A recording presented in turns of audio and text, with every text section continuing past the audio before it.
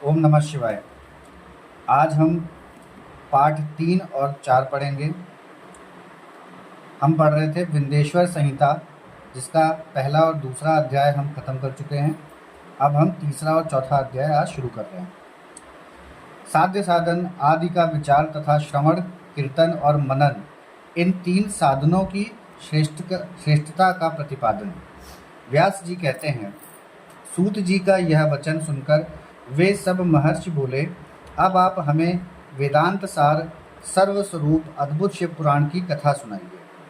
सूत जी ने कहा, आप सब महर्षिगण रोग शोक से रहित कल्याण में भगवान शिव का स्मरण करके पुराण प्रवर शिव पुराण की जो वेद के सार तत्व से प्रकट हुआ है कथा सुनिए।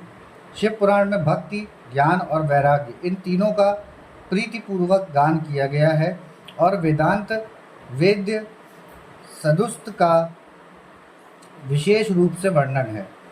इस वर्तमान कल्प में जब सृष्टि कर्म आरंभ हुआ था, उन दिनों 6 कुलों के महर्षि परस्पर वाद विवाद करते हुए कहने लगे, अमुक वस्तु सबसे उत्कृष्ट है और अमुक नहीं है।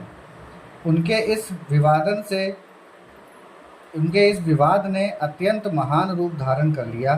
तब से सब के सब अपनी शंका के समाधान के लिए सृष्टिकर्ता अविनाशी ब्रह्मा जी के पास गए और हाथ जोड़कर विनय भरी वाणी में बोले, प्रभु, आप संपूर्ण जगत को धारण पोषण करने वाले तथा समस्त कारणों के भी कारण हैं। हम यह जानना चाहते हैं कि संपूर्ण तत्वों से परे परात्पर पुराण पुरुष कौन है। ब्रह्मा जी ने कहा, जहाँ से मन सहित वाणी उन्हें न पाकर लौट आती है तथा जिनसे ब्रह्म विष्णु रुद्र और इंद्र आदि से युक्त यह संपूर्ण जगत समस्त भूतों एवं इंद्रियों के साथ पहले प्रकट हुआ है, वे ही ये देव महादेव सर्वज्ञ एवं संपूर्ण जगत के स्वामी हैं। ये ही सबसे उत्कृष्ट हैं। भक्ति से ही इनका साक्षात्कार होता है, दूसरे किसी उपाय से कहीं इनका दर्शन नहीं होता। रुद्र, हरि, हर तथा अन्य देवेश्वर सदा उत्तम भक्ति भाव से उनका दर्शन करना चाहते हैं। भगवान शिव में भक्ति होने से मनुष्य संसार बंधन से मुक्त हो जाता है। देवता के कृपा प्रसाद से उनमें भक्ति होती है और भक्ति से देवता का कृपा प्रसाद प्राप्त होता है। ठीक उसी तरह जैसे यहाँ अंकुर से बीज और बीज से अंकुर पैदा होता है, इसलिए तुम सब ब्रह्म ऋषि भगवान शंकर का कृपा प्रसाद प्राप्त करने के लिए भूतल पर जाकर वहाँ सहस्त्रों वर्षों तक चालू रहने वाले एक विशाल यज्ञ का आयोजन करो। इन यज्ञपति भगवान शिव की ही कृपा से वेदोक्त विद्या के सारभूत साध्य साधन का ज्ञान होता है। शिव पद की प्राप्ति ही साध्य है, उनकी सेवा ही साधन है तथा उनके प्रसाद से जो नित्य नौमित्त आदि फलों की ओर से निःस्पृह होता है, वही साधक है। वेदोक्त कर्म का अनुष्ठान करके उसके महान फलों को भगवान शिव के चरणों में समर्पित कर देना ही परमेश्वर पद की प्राप्ति है। वही सालोक्य आदि के क्रम से प्राप्त होने वाली मुक्ति है। उन पुरुषों की भक्ति के अनुसार उन सबको उत्कृष्ट फल की प्राप्ति होती है। उस भक्ति के साधन अनेक प्रकार के हैं, जिनका साक्षात महेश्वर ने ही प्रतिपादन किया है। उनमें से सारभूत साधन को संक्षिप्त करके मैं बता रहा हूँ। कान से भगवान के नाम गुण और लीलाओं का श्रवण, वाणी द्वारा उनका कीर्तन तथा मन के द्वारा उनका मनन, इन तीनों को महान साधन कहा गया है।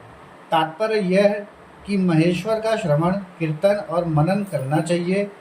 यह श्रुति का वाक्य हम सबके लिए प्रमाणभूत है।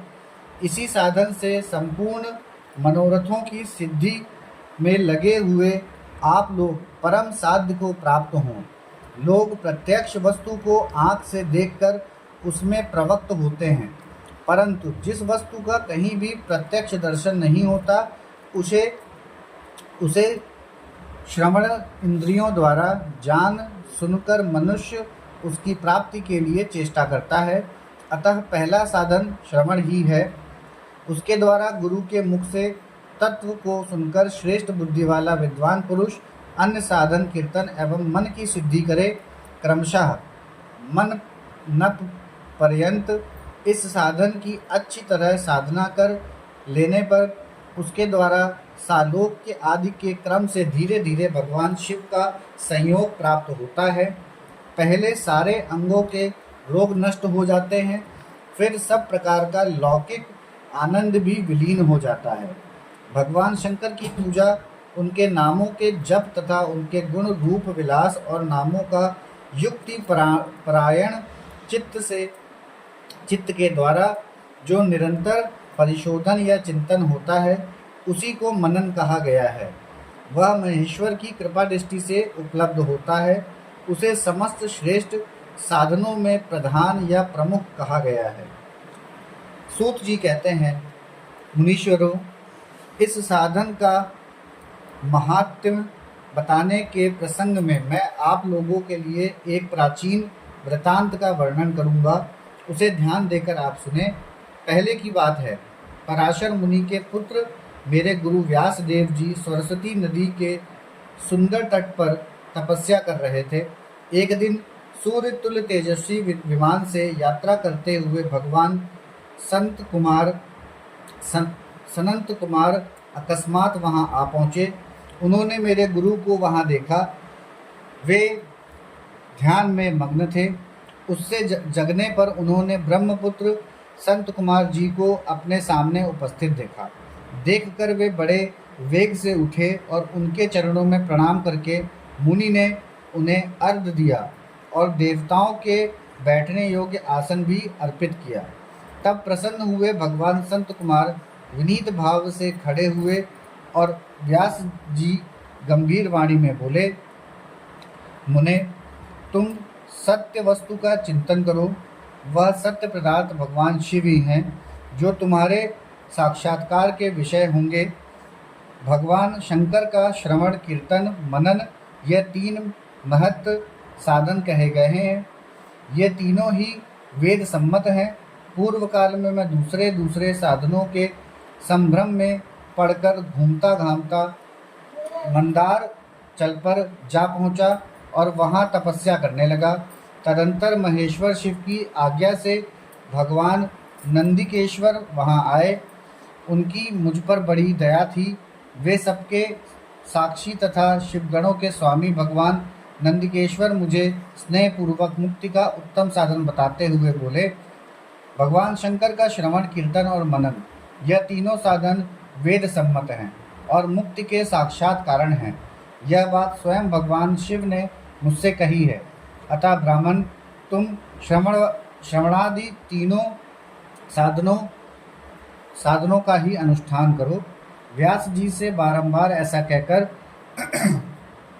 अनुगामियों सहित ब्रह्मपुत्र संत कुमार परम सुंदर ब्रह्मधाम को चले गए। इस प्रकार पूर्व काल के इस उत्तम वृत्तांत का मैंने संक्षेप से वर्णन किया है। ऋषि बोले, सूत जी, श्रवणादि तीन साधनों को आपने मुक्ति का उपाय बताया है, किंतु जो श्रवण आदि तीनों साधनों में असमर्थ हो, वह मनुष्य किस उपाय का अवलंबन करके मुक्त हो सकता है? किस साधनभूत कर्म के द्वारा बिना यत्न के ही मोक्ष मिल सकता है? यहाँ पे हमारा अध्याय 3 और 4 समाप्त होता है।